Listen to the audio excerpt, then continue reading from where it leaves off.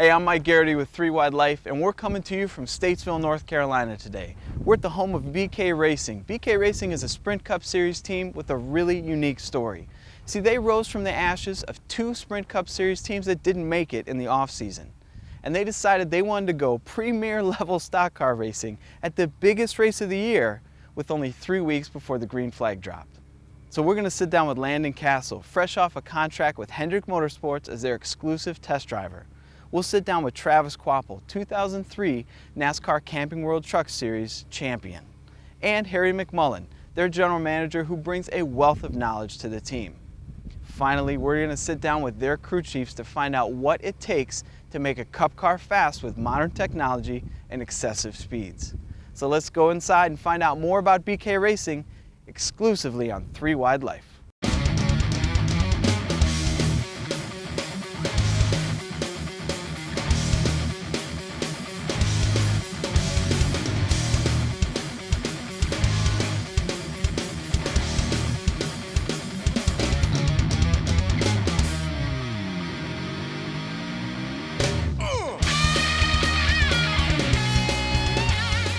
Travis Kvapil is a Midwest short track driver who paid his dues and made the right moves to end up in this premier level of motorsports. I grew up in Wisconsin, and my dad owned a body shop and a service station. During that time, one of his best friends raced locally at Rockford Speedway, and I worked on the car. He kept his race car at our shop. I was just introduced to it at a very young age, being around the race car, being around cars. Going to the racetrack on the weekends. When I turned like 14, 15 years old, I started hot lapping the car.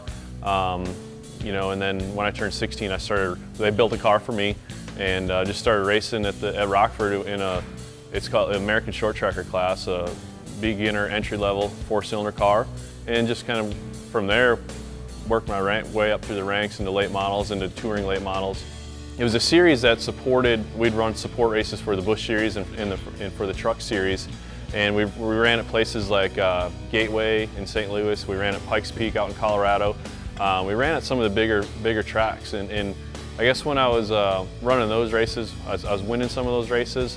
And I started getting a little bit of conversations and talks with some of the owners and general managers and things like that on Busch teams and truck teams. And I guess at that point, that's kind of when it clicked that, man, there's an opportunity here for me. My first break came in the Craftsman Truck Series in 2001. It was for a team that Andy Houston was driving for them, and it was Addington Racing, actually out of this shop, which is kind of ironic. And Andy had an opportunity to go Cup Series racing, and they were looking for a driver, Addington was, to fill their seat. And through just they were one of the teams that I think they kind of had an eye on me from winning races in the Midwest. They gave me a call, invited me to come down, and myself and like 3-4 other drivers, we went and did a couple tests over like a 2-week time frame, and ended up getting the ride. I drove 2 years for Addington Racing, and then in 2003 I moved on to IWX Racing, which was at the time Mike Bliss was driving for them. They won the championship in 2002 and ended up winning the championship in 2003. After I won the championship in the Truck Series in 2003, I was really hoping for an opportunity to the next level, whether it be the Nationwide Series or the Sprint Cup Series. And I never got any of those opportunities right away. But I did get an opportunity to go drive for a brand new team that was Toyota was coming into the Truck Series for their first year, and I got involved with the team at the very ground level. It was called Bang Racing, and we were a brand new Toyota team. And we went out in 2004, and I was able to win Toyota's first Truck Series race for them, which was I still feel pretty special about that. That was a pretty huge accomplishment. There was, I think, 6 or 8 Toyota drivers, and I was able to be the first one to win their first race in Michigan. So after the 2004 season, or I shouldn't say after, late in the 2004 season, Penske Racing called me, and they were, I think they were looking for another driver, and they invited me to do some testing with them, and which led to doing a couple races with them in the fall of 2004, and onto a full-time ride in 2005 in the Sprint Cup Series. Fresh off his relationship with NASCAR superpower Hendrick Motorsports, Landon Cassill is a young driver with more experience in these type cars than many Cup Series veterans. I can't remember a time that I didn't want to race. I pretty much grew up around cars. My family was in the used car business and still is. So I grew up around cars and just always watched the NASCAR races and loved it and always wanted to be a driver. So I can never remember a time that I didn't want to do it. So growing up, my dad got me into go-karts and that just went from a hobby to maybe something that they saw that I was really interested in doing and wanted to do. So just kept progressing that way and traveled all over the country doing it the same way a lot of young drivers have. I raced go-karts, and I actually grew up racing go-karts with Trevor Bayne and Joey Logano and a lot of young drivers, and moved up to late models. Actually, late models is where I raced with Joey and saw a lot of kids there and raced in the Midwest, like where Travis raced. I raced at Madison and Rockford and places like that. And moved up from late models when I was 17, signed a contract with Hendrick to be their test driver. And that kind of shot me into the NASCAR scene. Well, I got the opportunity to do a test for Chevrolet. Joey Logano was in there, Ryan Hunter-Reay was actually in it. And we went to Caraway in a Nationwide car, and then we went to a dirt track with dirt late models, and we went to Nashville Super Speedway with Nationwide cars. And it was a test where every driver got their chance. We made our laps and showed our stuff, and like I said, there was no winners or losers from it. You didn't get a trophy at the end of it. You just you went on your way, and shortly after that, Hendrick offered me a contract. So it wasn't long that I signed that deal and moved to North Carolina. They're just, they're the Yankees. They're the top, the top dog in this sport. It's the most professional organization, the most successful organization. So to work under that administration for 5 years, I've learned so much, and I've realized that that people respect that, and that there's a lot to be said about working for Mr. Hendrick, and I'm very, very fortunate to just be under their wing and to still have a relationship with them. So that's really where a lot of that comes from. I owe a lot of that to them, to just giving me that opportunity to learn from them and to be able to apply it to other teams, younger teams, or underfunded teams that I've had the chance to go work with and apply some of the fundamentals I learned at Hendrick to them. Barry McMullen has a vast history of motorsports knowledge that helps his BK Racing team stay up to speed on current technology while planning for the future. Our story probably starts beginning of last year with a team that was called TRG. It was a group of men, group of wealthy investors, were stock car racing. Halfway, 2/3 of the way through the year, some of them said that, boy, I don't know that I want to continue doing this, while some of them said, no, I do. This is really something I want to be involved with. Kind of split into two separate groups. Some of the fellows that did want to go forward had another couple fellows come in and join them to form who we've got now in our ownership group, between Ron Devine and Wayne Press and some other gentlemen, and they said, we'd like to do this. Contacted me, said, if we got this thing going again, would you want to be part of that? And I said, well, absolutely. I just really enjoyed doing it last year. Kind of came together over the winter, but it's real hard. It's one of those overnight success stories that took 3 months of constant work. By the time we located a building, negotiated, bought some of the assets from Red Bull, some of the cars, started going through and finding some of the guys in the garage, some of the old group that had been with us before. Again, some new faces come on, and put it together at the last minute. Fortunate enough, we were able to still get Travis and Landon both to come by and drive the two things for us, and threw it together. A lot of late nights just before going down to Daytona, and here we are.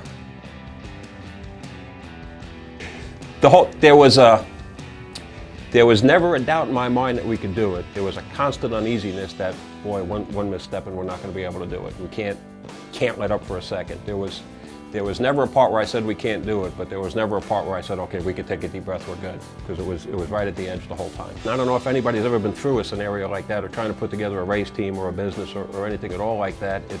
It's weird because it's the small things.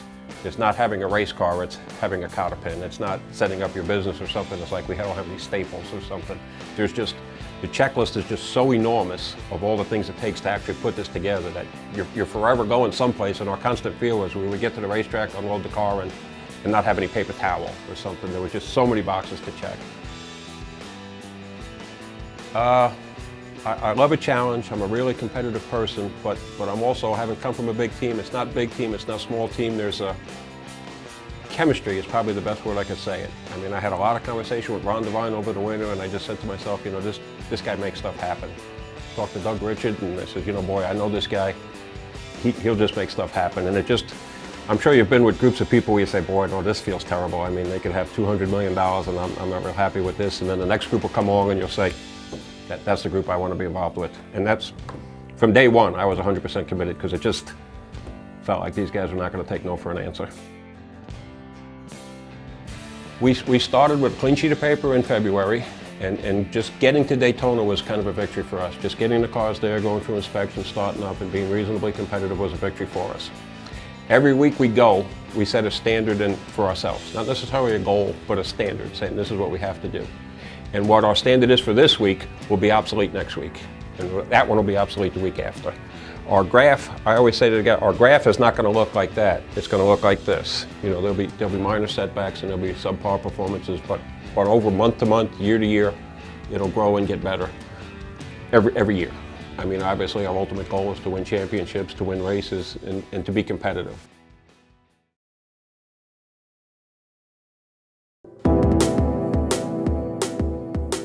It's just about people and about getting the right people in place and getting them, you know, to do their jobs efficiently and to do a quality job. You know, it's good to have good equipment and to buy the fancy pieces and stuff like that, but really the people are what put this all together. It all goes back to people. We race people. We've got some really great people, we've got some really great drivers, and we've got some people where you know, like in a lot of places, the whistle blows at 5 o'clock and everybody knocks you over to get out the door. We have the opposite here. We go around at 8, 9 o'clock at night and we're going, all right, guys, look, I got to lock up, you know. All right, 10 more minutes, Harry. Let me just stay and finish this one part of my project or something. Or I'm going to go over the bump steer one more time. We're going to something. It's people. It's smart guys working hard who really want to, and they can achieve great things. It's people that built these cars at the last minute and put them on the track at Daytona in less than a week. It's, you know, it's the people that have gotten us the top 20 finishes that we've gotten this year. It's not it's not some trick piece that we were able to build or to buy.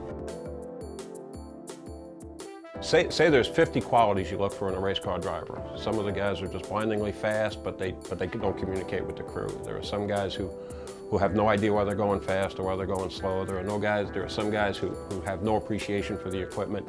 There are some guys who just won't relate to the team or something.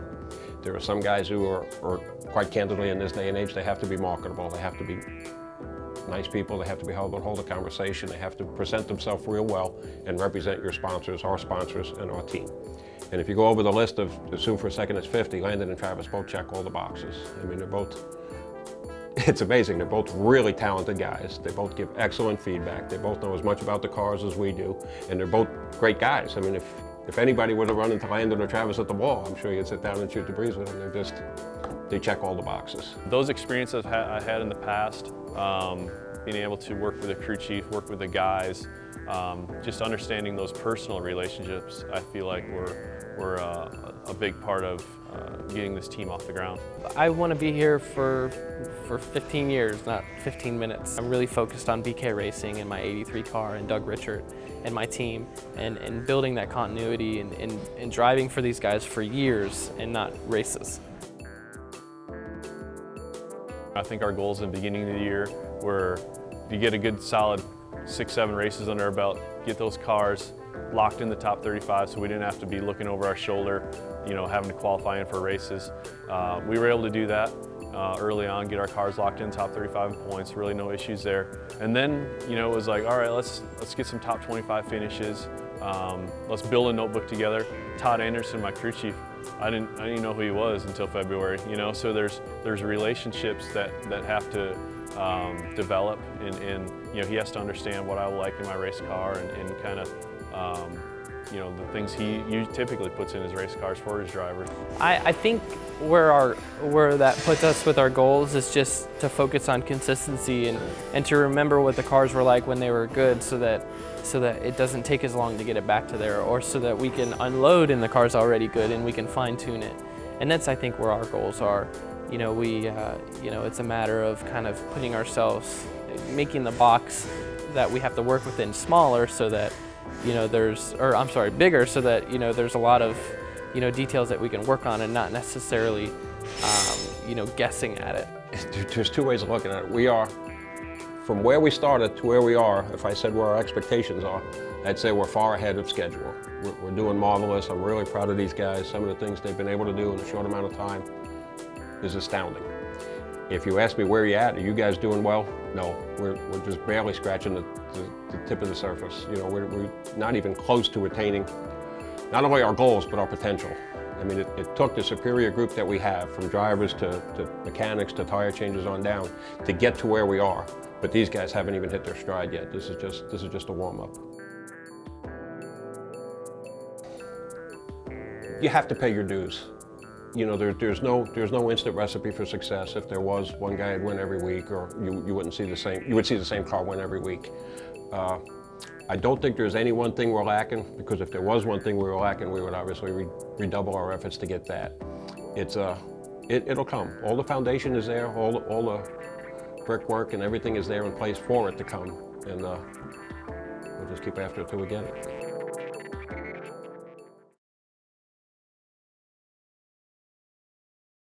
Doug Richard and Todd Anderson have the challenge of making these Cup cars fast and drivable in this ultra-competitive NASCAR series.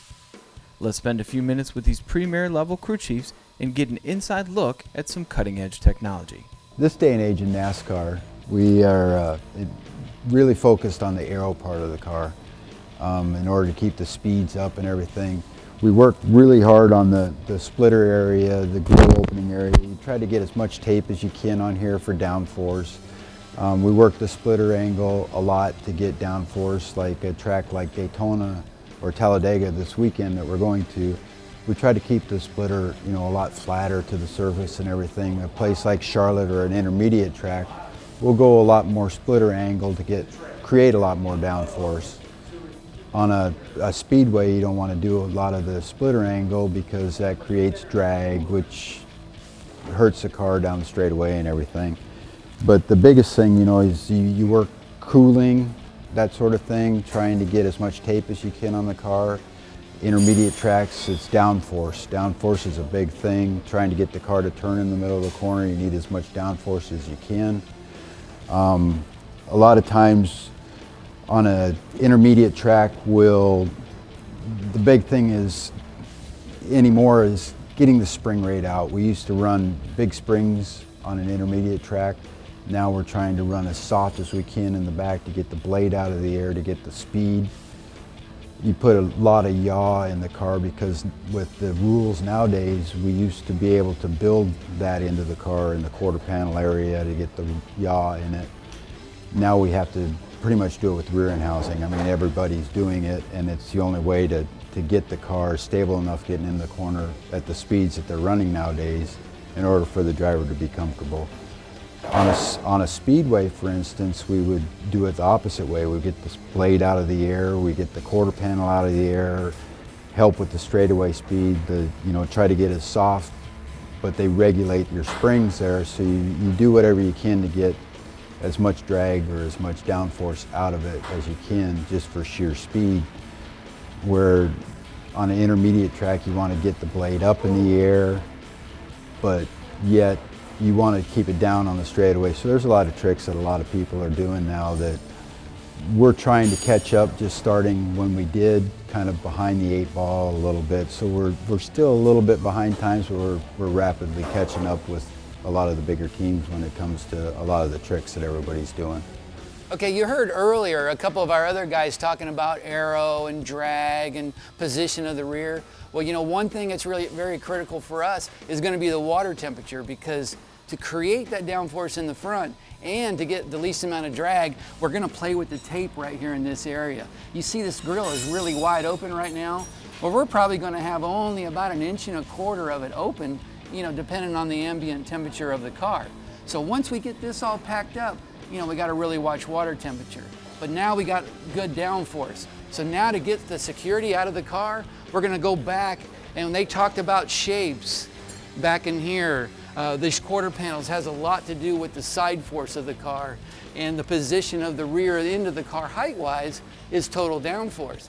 But what we're actually doing now, we talked about these cars in yaw. Well, how we present this car to the air now, we're trying to really step them out. And the further we get this car out, the more side force we can generate, so the more tape we can run, the more front downforce we can get, and still have security out of the back. So plenty of ways to try to skin the cat in the Sprint Cup Series. That's it for another 3 Wide Life. Thank you so much for joining us, and thank you to BK Racing for letting us come and hang out. Until next time, make sure you're checking our Facebook page, our website, and our Twitter daily. We are constantly updating them with new content. And until your next race, make sure you're living the 3 Wide Life.